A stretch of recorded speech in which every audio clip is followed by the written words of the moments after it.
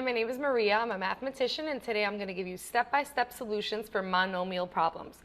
So there's a couple different operations that we can do with monomials, so I'll start by adding them.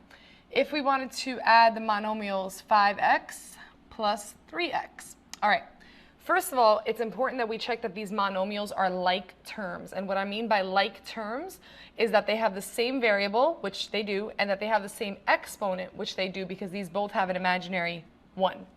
So as long as my terms are like terms, all I'm going to do is combine their coefficients, meaning the numbers before the variables. So combine them, it's 5 plus 3 is 8, and I'm going to keep the variable exactly as it was, just x. So 5x plus 3x equals 8x. Now, if I wanted to multiply these monomials, so I have 5x times 3x, now I have to use the multiplication law of exponents, which says that if my bases are the same, I have to add the exponents. So this time I have to add those imaginary ones together. And I'm going to multiply my coefficients. So 5 times 3 is 15. I'm going to keep my base, x, and I'm going to add my exponents. 1 plus 1 is 2. So if I'm adding monomials, I make sure that they're like terms, I combine their coefficients, and I keep the variable.